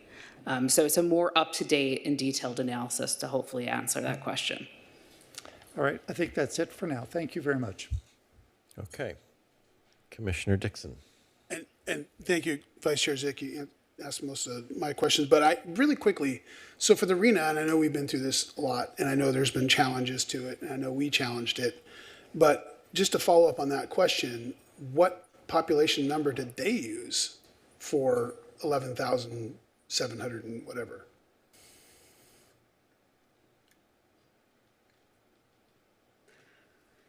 So the population projections that were included in Table LU4 come directly from the housing element, and the numbers that we had at the time when that was being adopted. The RENA allocation process is complicated, and it uses various different sources to come up with the allocation of number of affordable housing that needs to be done in the city, and that includes overcrowding and units and things like that. And so all of those different parameters kind of play into the allocation that was assigned to Costa Mesa. Okay. I mean, we've had a remarkably stable population for decades, so it's odd, but that's neither here nor there. Okay, so regarding using the MND for the housing element, I noticed a lot of language in that MND that talks about, this action will not build anything. It's just allowing for those. And everything must be consistent with the Costa Mesa Municipal Code and development standards and the general plan and all the other stuff. And here, with one fell swoop, we're eliminating height requirements for all of these sites that are all over 19th Street, or you can just look at the chart. And those development standards developed in those particular specific plans and overlay plans were part of an exhaustive process. And so I don't see how we can, and perhaps it's the answer they used in the housing element, that this is not building anything. But I don't see how we analyzed removing those. I mean, we just struck out, we're adding height as something that's being eliminated in almost every section. And so I just don't see how that was analyzed from an environmental perspective. And maybe the answer is. So the updates that we're doing today are to clarify that it can be modified. If a project were to move forward, they would have to conduct their own environmental review, right? And so we are. Okay. So we're doing that as part of the rezone program, right? As part of the Neighborhoods for All, in order to anticipate those measure K sites and housing element opportunity sites. This is an inconsistency update to make sure that we have consistency with the housing element. And if a project were to move forward between now and the time that we conduct our environmental review on this entire program, they would potentially need to do environmental review to cover whatever project they were proposing. Does that help? It does. And I get where you're going on that, but with this, we're saying, for instance, in the West Side area, we're saying that if the housing opportunities site, which in that table, let's say the shopping center on the corner of, I think it was Placentia and 19th, is 1.29 acres, the maximum FAR is 70,000. right? And so, but there's no discussion, the contemplation is that with no restrictions on the height in the general plan, as far as the constitution of the development of our city, which we used to say north of the 405, we'd have the high rises, south of the 405, we wouldn't. That's a more general plan sort of concept, right? And this is just striking those without any public engagement, review, or any of that. So is that, were these subjects discussed in those public engagements? And I know they weren't analyzed in the MND because I read it, but. So the intent of the amendments to the land use elements is to indicate that if a housing development application were to be submitted to the city and processed, that they would have to comply with the underlying zoning of that specific development application. However, if the regulations in place at the time of application were overly restrictive of the applicant being able to build the residential site capacity at the density identified in the housing element, then we put in the flexibility in the land use element for there to be able to do that without having to come back and do a land use element update to kind of change those regulations at a later date. Okay. And if I could add on to that, I want to provide a little bit of an example. So to add on to what Melinda was saying, obviously the general plan is the overarching document, and zoning has to be compliant with the general plan. So for example, a lot of the zoning on our commercial corridors, it's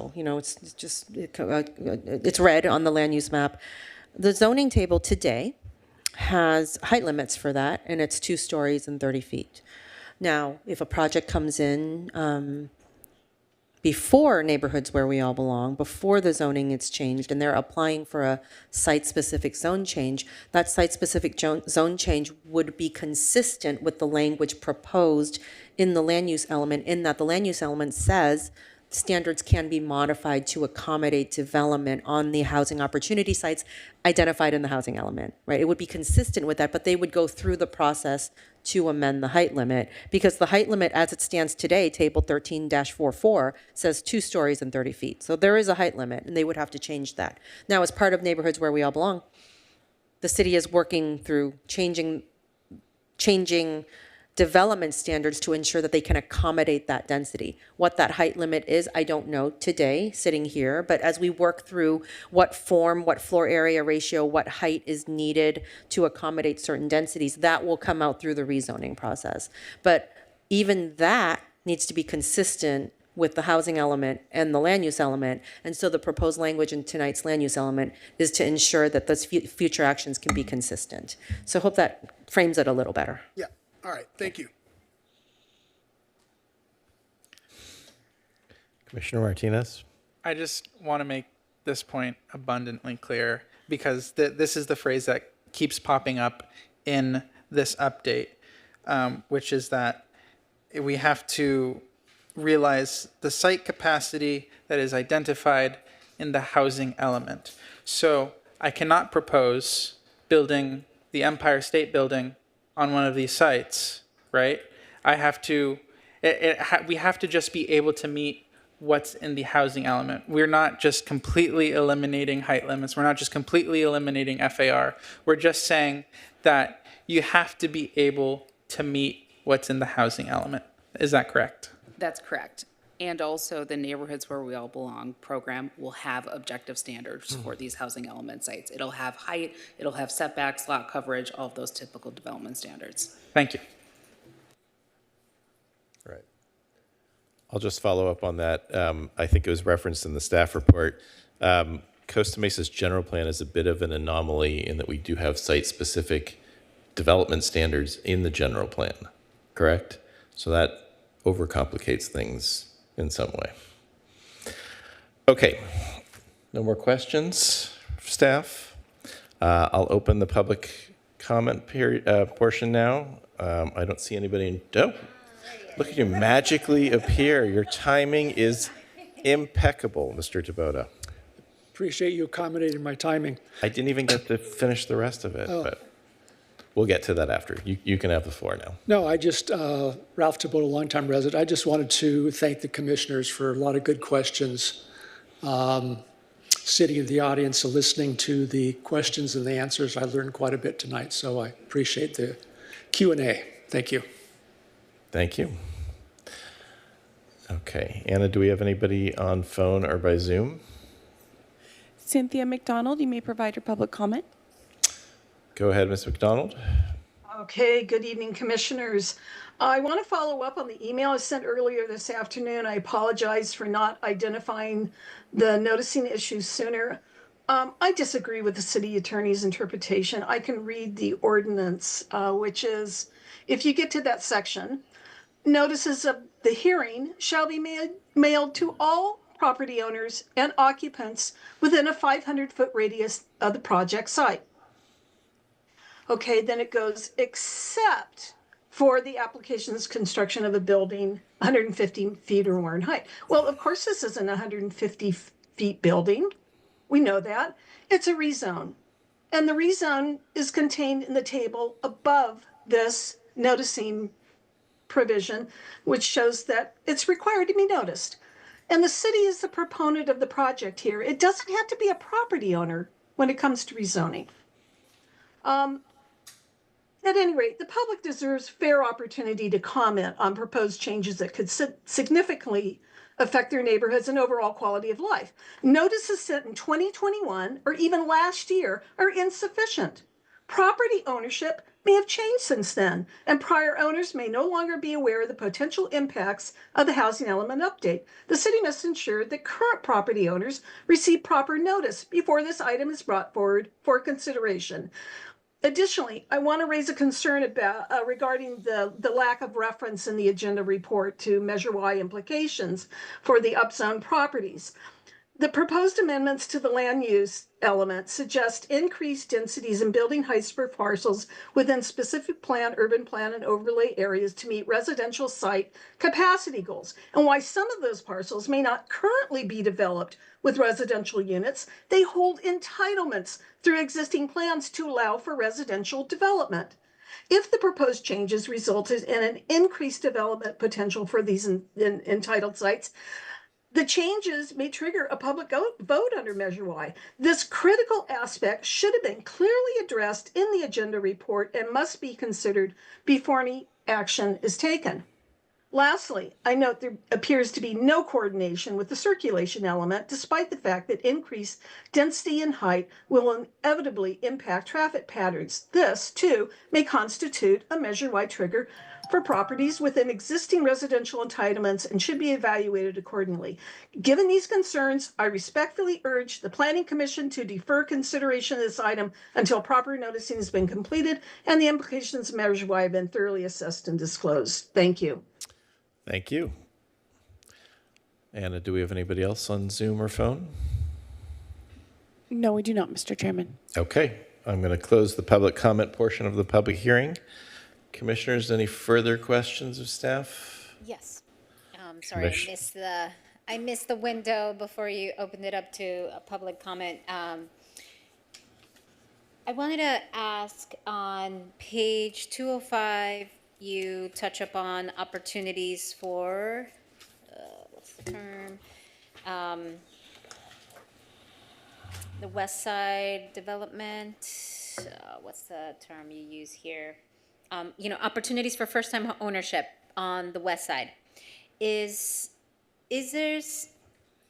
Can we include in here, is this a space to include opportunities for talking about affordability for first-time home buyers? Like creating, a line that says based on the average median income at the time of the project development, right? Because we understand that these are all developments that are coming up in the future.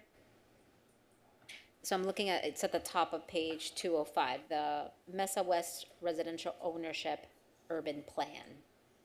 So my question is just, can we insert some language, right? Because I love it that you're talking about first-time home ownership on the west side, which is highly desired in my district. So any lines or recommendations here for what does affordable first-time home ownership look like? or is that supplemental, some other way? Yeah. Yeah, we're looking at this urban plan as part of our neighborhoods where we all belong program, so we could take that on board and think about ways that that could be incorporated or changes that could be made. Yeah, right, because I imagine this is going to be in the future, 10 years, 15 years in the future. So what does affordability will look like, or an average there? I think FDC was answered earlier.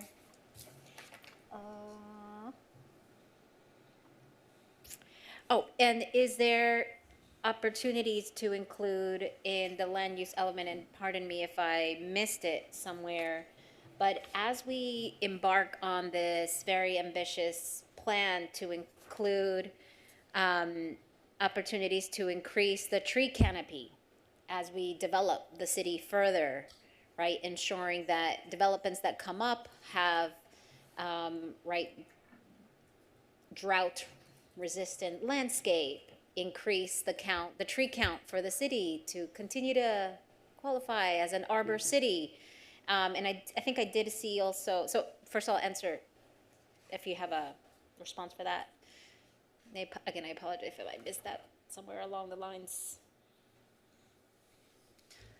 So the landscaping item can be a consideration for objective design standards when the rezone program for neighborhoods where we all belong come back.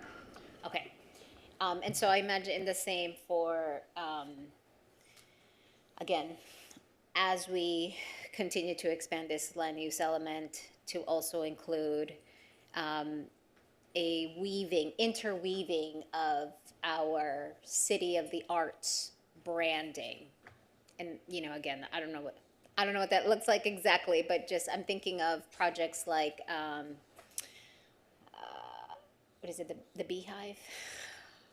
Hive Live, excuse me, thank you. I was just thinking, honey, thank you, the Hive Live, right? How they incorporated in that development project, housing project, that interception of inviting community into, even though it's a private, you know, project, some arts, and inviting the community kind of to accessible. So is that more, again, for the neighborhoods where we all belong opportunity? Okay, great. Thank you. Okay, any other questions? If not, I'm going to close the public hearing. May I have a motion? Motion by Commissioner Martinez. I move that we adopt Planning Commission Resolution number PC-2025-XX, providing recommendations to the City Council regarding the adoption of draft amendments to the land use element of the city's general plan to provide consistency with the sixth cycle housing element and associated California Environmental Quality Act environmental determination, and additionally modify figure LU-4 and figure LU-6 to change the word reductions to modifications. Okay. The second is Commissioner Andrade. Is that change acceptable? Yes, and then is this an opportunity to include the recommendations for the neighborhoods we all belong that various commissioners, or a footnote? No, I don't think that's the intent of Commissioner Martinez, and that's not really before us on the agenda. Yeah, I think that will be better included once we go through the neighborhoods where we all belong process, and then we'll get it in there once we get that back from staff. Sounds good. Okay, Commissioner Martinez, you'd like to speak to your motion? Sure. This seems like just another typical step that we need to do to move forward with our housing element.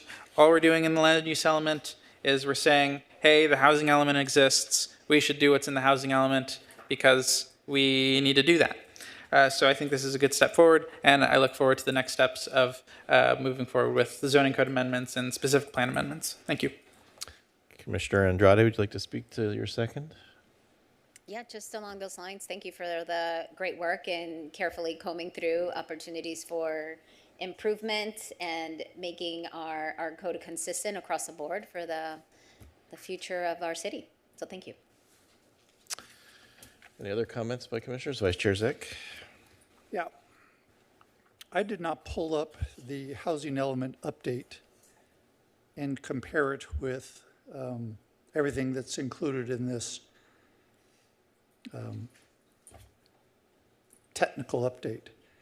But in looking at this package from staff, there were a number of things that caught my attention that never caught my attention during the housing element update process. For example, removing height limits or waiving trip budgets. That never caught my attention before. May have been there, didn't catch my attention.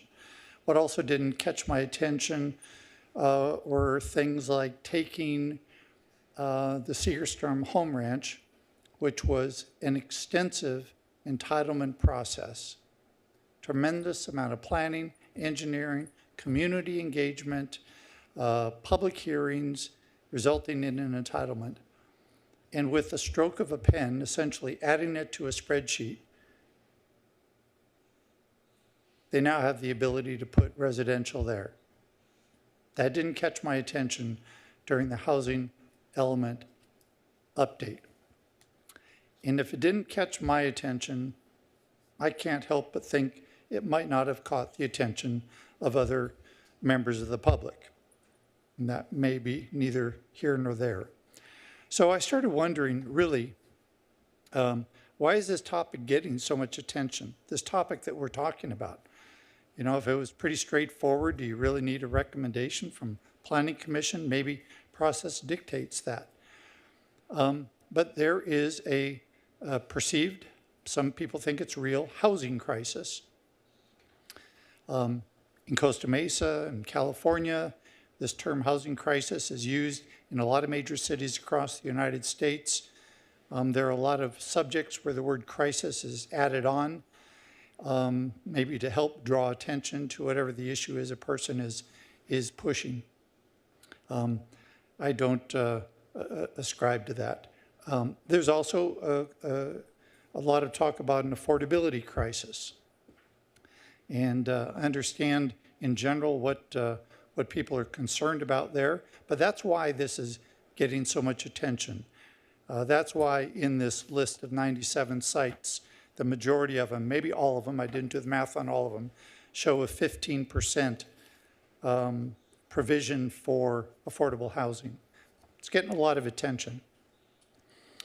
Another reason this is getting a lot of attention is because of RHNA, the Regional Housing Needs Assessment. The number that was allocated for Costa Mesa is huge. It is so huge that the city filed an appeal with HCD, a multi-page letter, highly technical, highly professional, highly compelling appeal, and it was rejected. So we're stuck with this number, and it has driven a significant amount of planning, certainly XL planning. How high a density do we need on these sites to be able to get to the bottom line number that's greater than 11,760? I think if our allocation had only been 5,000, then maybe instead of 90 units per acre, we might have been showing 60 or 40 or 30. I don't think anybody's in love with the density of 90 units per acre. Some people are, I have no doubt. The other reason this is getting so much attention is because of Measure K. And Measure K removed the public from being able to have the last word on major projects that they have an interest in and may very well impact them. And so what's happening as a result of all this attention? Our priorities, goals, and constraints in the general plan are changing. We have priorities. You've identified them: land use issues, things about home ownership, stability of neighborhoods in the commercial districts, a lot of concern about substandard parking. We don't seem to be too interested in that anymore. So certainly our priorities are changing as they have been depicted in the general plan. Another big change is that a lot of our commercial and industrial zoned land is being rezoned for residential. I'm sure somebody is looking at the economic impact of reducing the city's commercial and industrial land. I'm sure somebody is looking at the city's fiscal impact of having a higher cost land use, which is residential, compared to revenue generating commercial and industrial. Somebody I'm sure is looking at that. We have densities now that are double and triple what is currently in the general plan as high density. The impacts of all this rezoning, which we're running full steam ahead on, not fully understood. People are thinking the worst might happen, and quite honestly, nobody is guaranteeing that that isn't the case. Nowhere in here are we talking about getting more open space. We're adding 30,000 new residents to the city by virtue of this plan, which we expect is achievable, which I don't believe is achievable, but somebody thinks it is. No more open space. And worse, a component of this, one of the elements on this, is the Fairview Development Center. And on that one, not only aren't we really getting the open space that we need, but we're looking at chopping up one of the two major golf courses, not only in the city, but in the region. Why? To accommodate a high arena. That's the impact. That's what's happening. Height limits are being removed. Yeah, I would acknowledge that if you wanted to build a, I don't know if it was Eiffel Tower or whatever the reference was, I didn't remember that. Yeah, that would certainly exceed the height that would be contemplated or needed if you're limited to 90 units per acre.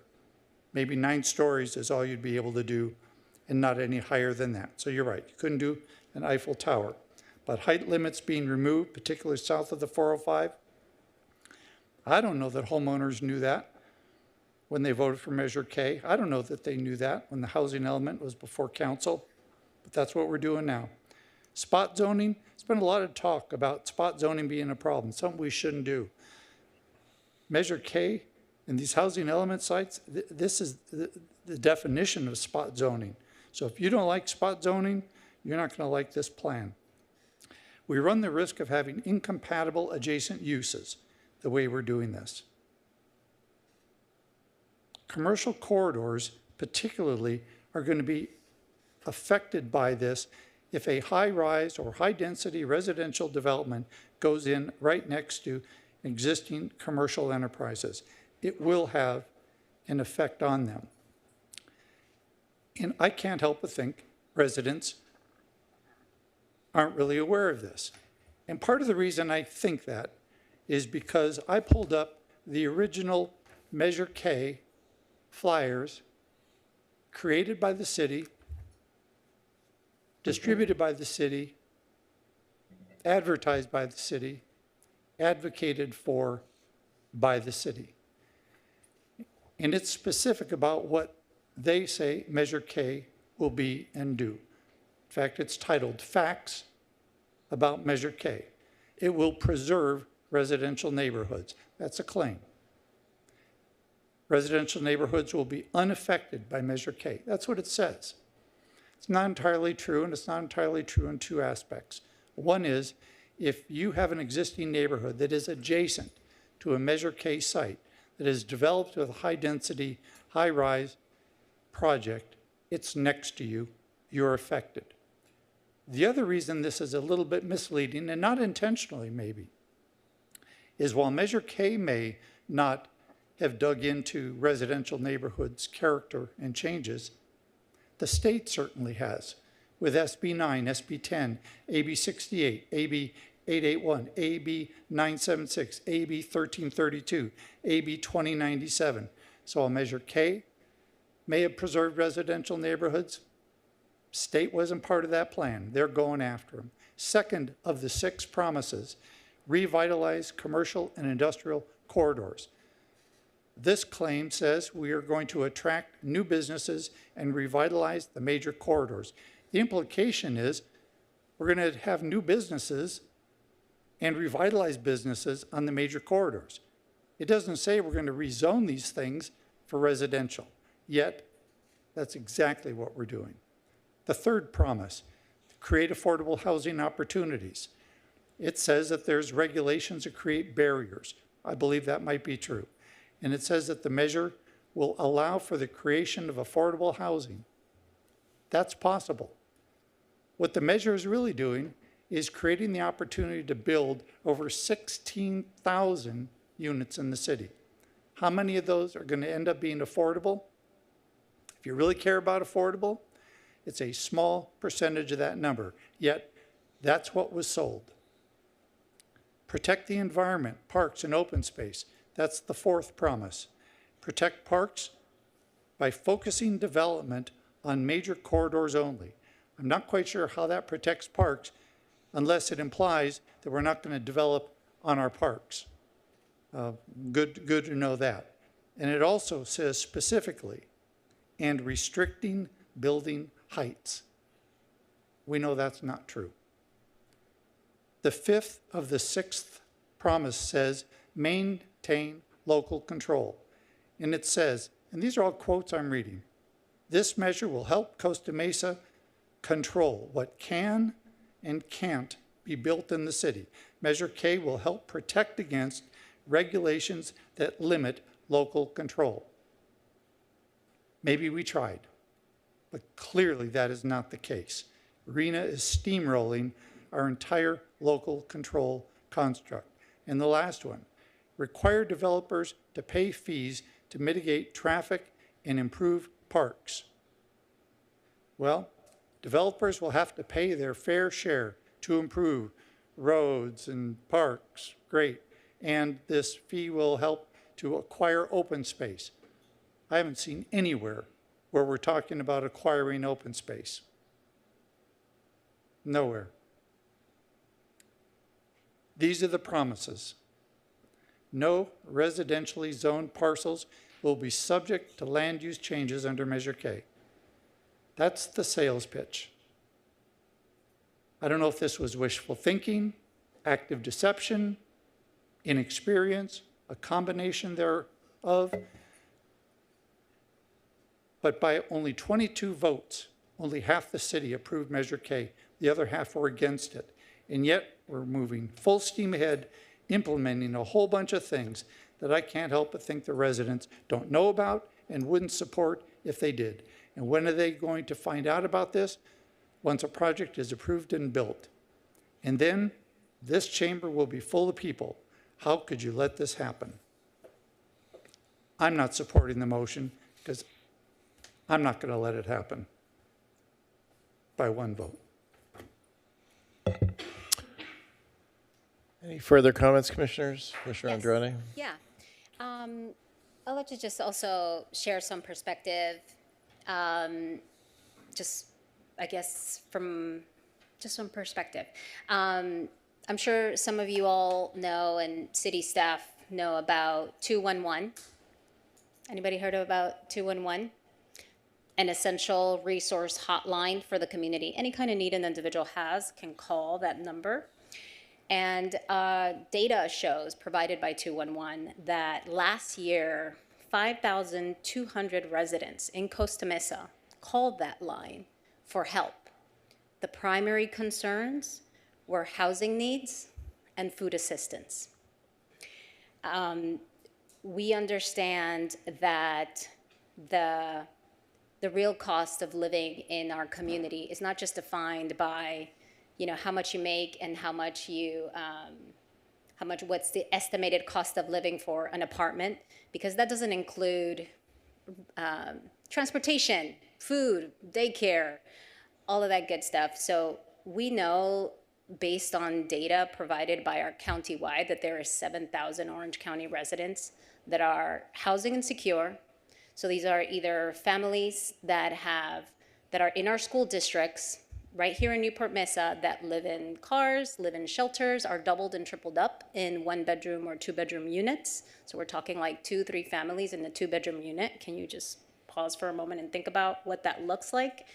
300 countywide veterans. We're about to celebrate that Veterans holidays soon, and we all get to joyously take a day off. But about 300 veterans are currently in our streets. So maybe it's an opportunity to share some data and resources to this dais, to city council, to city staff about the realities of the level of poverty that our community lives the housing insecurity and homelessness that exists in our cities. I mean, we can't avoid it when we drive around in our cities. So just to continue to elevate the very real housing crisis as rents continue to rise. I mean, I experience it myself. Every 2 years, without a fail, I have gotten a rent increase in the complex that I live in. I am fortunate and am in a place of privilege that I can continue to sustain that regardless of, as cost of living increases. But there are many families that don't. And I'm sure as we all are encouraged to watch city council meetings, we frequently hear a lot of constituents come to city council and talk about some slum landlord situations that people are facing. People are afraid to complain to their landlord about just basic repairs. Can you remove the mold out of my windows? Can you correct that leak in my roof every time it rains? Because they're deathly afraid that if they complain, they will either get a rent hike or they will get pushed out of these units and then put them out on the streets, increasing the housing and homelessness population in our city. So, and again, Commissioner, your comments about FDC, I understand that we are looking at modifications at the golf, some of the golf spaces, but this is in response to the inequitable green space that the west side of Costa Mesa faces. I see it firsthand. I have to drive my kid over to the east side so she can have a cool new park, because as much as I know Ketchum Libel is on the path, and I know Shalimar is on the path for improvement, but even those are still a ways away for where I live on the west side of Costa Mesa. So carving out some golf holes to finally provide some green space equity to the west side of Costa Mesa is the least that Arkansas City can do. I've been sitting on this dais for 2 years. How long has that inequity been in play? I'm sure staff can share more details. And you don't have to go too far. We do have a Nate Robbins that sits in city staff that can educate you about the housing crisis and how our local residents are living this very real truth and reality. So this is not a made up story. This is very real. And one last thing I will share, there is a beautiful, powerful Costa Mesa aid group that has come into life as our community is being threatened by kidnappings in our community by ICE. And I've had the fortune and the honor to be trusted with delivering food boxes to families that need it. And I knew of the housing crisis and the housing instability that our community faced, but to see it firsthand. So I invite anybody to join me in a ride-along to deliver some of these food boxes to our community right here in Costa Mesa on the west side. Maybe it's an opportunity to break some of the silos, right? Maybe it's easy, we're all busy and get stuck in our bubbles, but I invite you to come and do a ride-along with me to deliver 13 boxes across the west side of Costa Mesa so you can firsthand see. I have to say, even myself that I thought I was aware, to see it firsthand was quite eye-opening, and just a reminder of how important and how critical this issue is and how real it is and how it's affecting real lives, real people right here in our city. So again, this is an open invitation for you all to come and help us either pack the food boxes, help us deliver it. We have an increase of requests week after week. But this is, again, just a very real issue, and also a learning opportunity. It's a learning opportunity for all of us to just maybe get out of our comfort zone and see the tale of two cities that we have here. Thank you. We have a motion. We have a second. Let's call for the question. Oh, Commissioner Dixon. Quick comment. Okay. I'm not going to, Vice Chair Zick got most of my comments, but I think it's important to remember that the general plan is a development constitution for the city. And until Sacramento decides to start issuing them, it's ours. And we have, I've been involved in city stuff since about 2004. And the number one issue that drives public engagement is development issues and land use issues and things like that over the years. And we've had these exhaustive, extensive programs and efforts to adopt specific plans and to amend our general plan and to get all these different schemes in place. But the bedrock, the foundation is the general plan. Things have to be consistent with the general plan, and the general plan has to be internally consistent. I understand why staff is doing this. I appreciate the effort. However, I think there's enough, I don't think it's specific enough. I don't think it protects the character of Costa Mesa, which is one of the things the general plan is designed to do. I don't think that it's encompassing enough of what we need to keep. And in specific, just let's get to the housing element inventory. So we've heard that there's a development capacity for each of these lots, and that's what's going to drive the zoning and whether or not it's consistent, whether or not to be a zone change, or whether or not we need to do these development standards. However, we're hearing that in, for instance, one of the biggest parcels, which is the Fairview Developmental Center, the net units is not the net units, it's a minimum. So we're basing all of this on these interrelated and interlocking sort of facts and factors, and they're all going to come back and complement each other, and don't worry about it, it'll be fine in the end. Nope, I don't see that as happening. I think that it's too unspecific. I think we're eliminating some of the safeguards. We don't have to say that, you know, it has to be a maximum of X number of stories. We can talk about, there are different ways you can word this that preserve the intent of trip budgets, preserve the intent of height limits, that don't constrain against the state requirements. And again, ignoring the fact that we have all of this new state legislation, which will completely kneecap our own municipal code in some instances. And to say that we're relying on underlining zoning, which has been blown up by the state, I don't think this is the right approach. I don't know what our timing is on this. Obviously, we're going to vote on this tonight, but I'm not going to support it for a number of reasons. That just striking out the height requirements with a pin, striking out a lot of the trip stuff, the inconsistency with whether or not a housing element unit for general plan purposes and height and FAR and all that other stuff is a minimum or aspirational, or if it's a net unit. When you're dealing with land use, you're dealing with property rights, you're dealing with the public, you know, terms like shall and they're set in stone. A shall is a shall.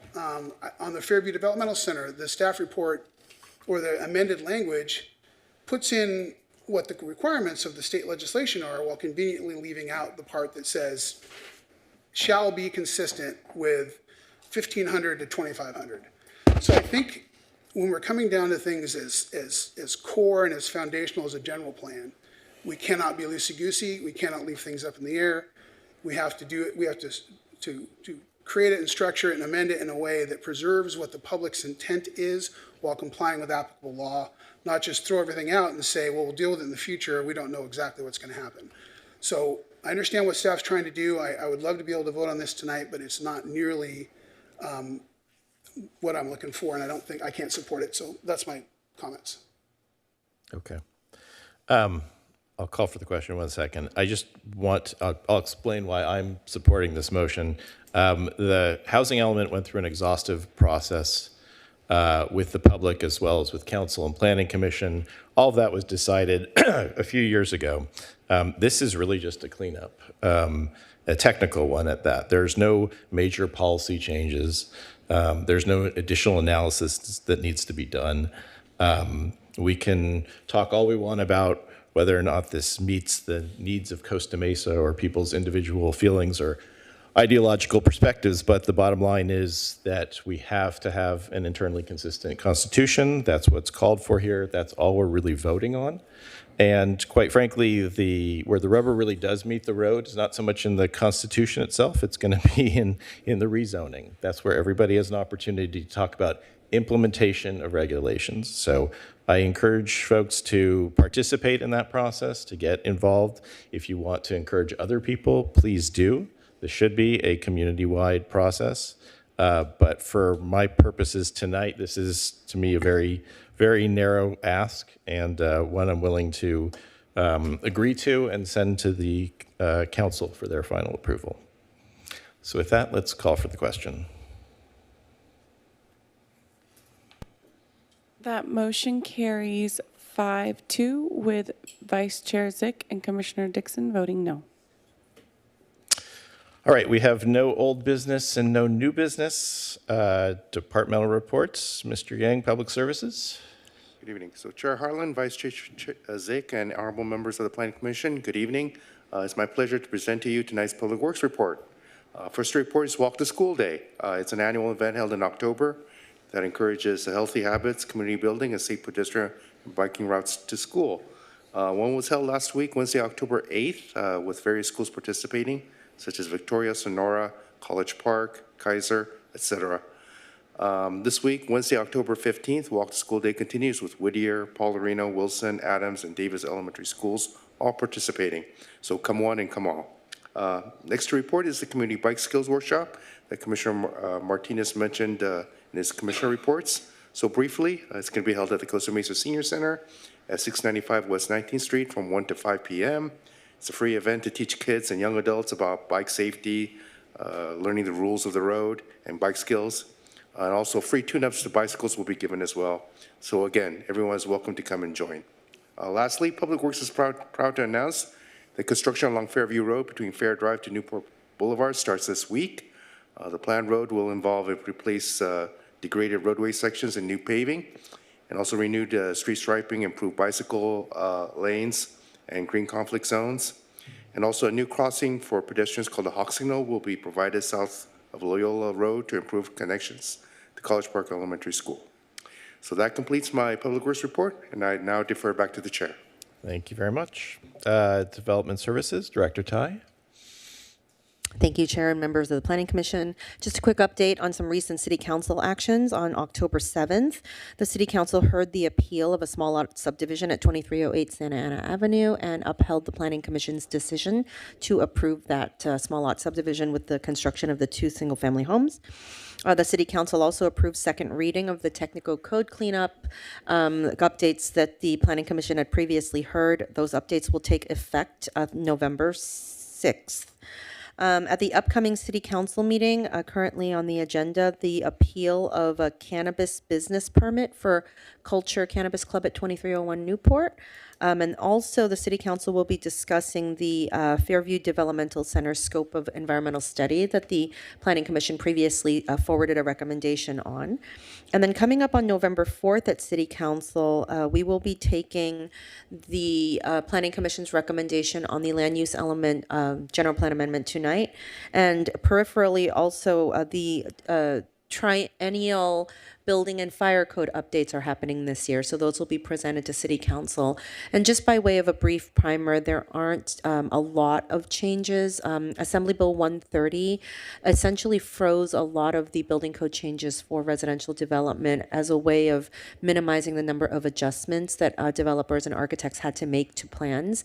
So they'll be doing some safety updates, but generally we're not looking at any wholesale changes, although everybody will have to undergo training. And then just a quick recap. Last week, our staff hosted one of the city's biannual fair housing workshops, and also presented a status update for the Fairview Developmental Center planning process at the Parks and Community Services Commission. So that's my update tonight. Thank you so much. Thank you. Lastly, Mr. Preziosi, City Attorney's report. Thank you, Chair Harlan. I have no report this evening. Okay, then I will adjourn the meeting.